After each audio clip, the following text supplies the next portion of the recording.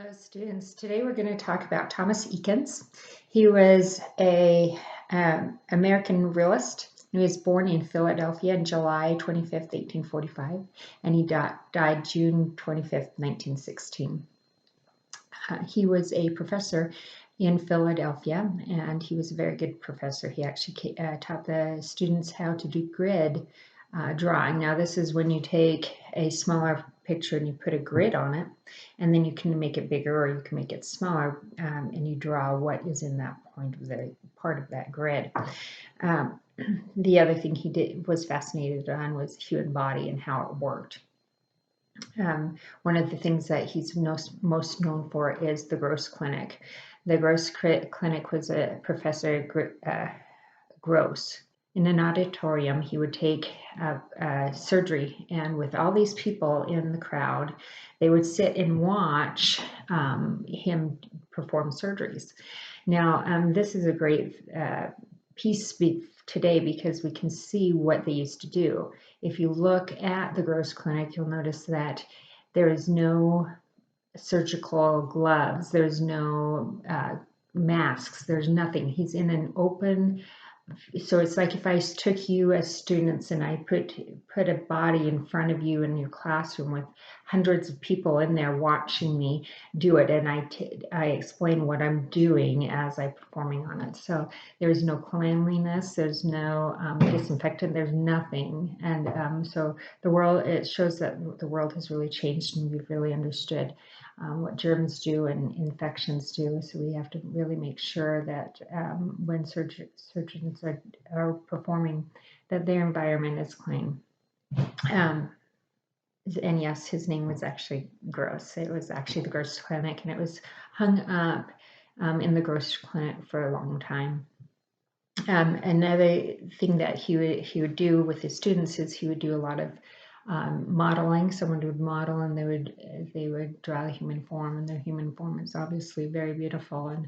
And so it was usually men in there. Unfortunately, he got fired because he brought in a female nude. Nowadays, they usually have like bodysuits and stuff on it, so you can still see the body and the beauty of it without being too risque. Okay, the other thing that he did was he came up with the motion study in 1885. Now, what this was two things. One, he did a horse moving, and then the other one was a guy pole vaulting. Now, he used what was called at the time a Marey wheel camera, and it just took shots. So if you take a camera and you just take picture and picture and picture like that, or a stop motion, then it kind of turns it into like a movie. And by him doing this, what he would do is he would understand how the body worked. And was, like I said, he was extremely fascinating with the body and how it works. So you could see every movement of the pole vaulter actually jumping and what the body would move doing that. Now you'd say, well, why didn't he just take a film of it, right? A video of it. The motion picture by Edison that was made by Edison and Dickinson wasn't actually, they didn't come up with it until 1892, which was 7 years after this.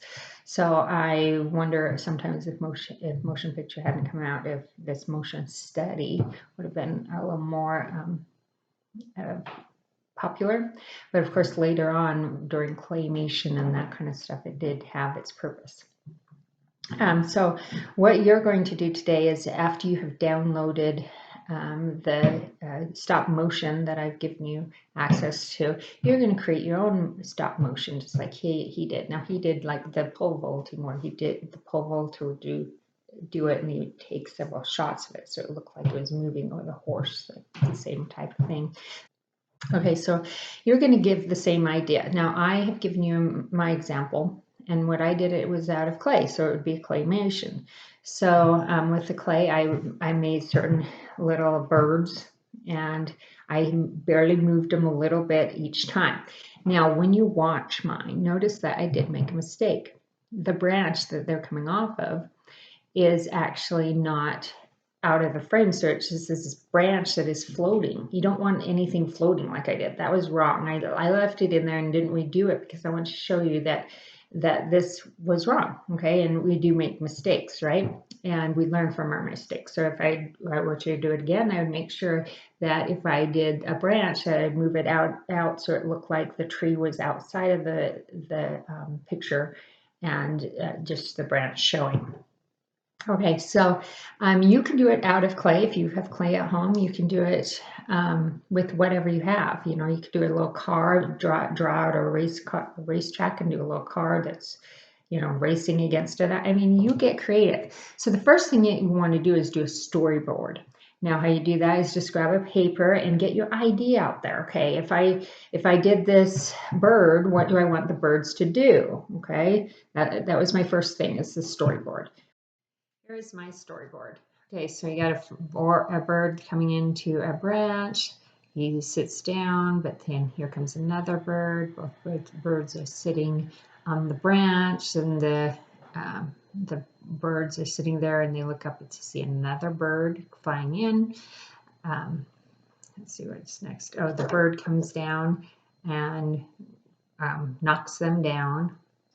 Probably should put another frame in there, right? Because showing them actually being knocked down. So they get knocked down.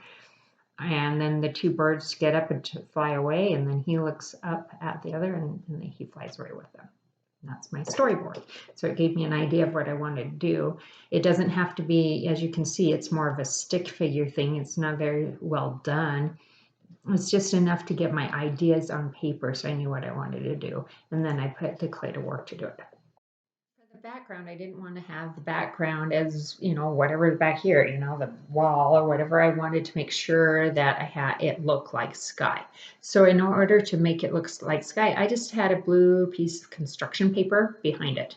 And so that's why it looks like skies, because of that. And of course, I have the hanging branch, which should have been moved over. But you can see, using things simply from your home, you can either use construction paper for the blue sky. You could draw out your background like a backdrop would be on a play.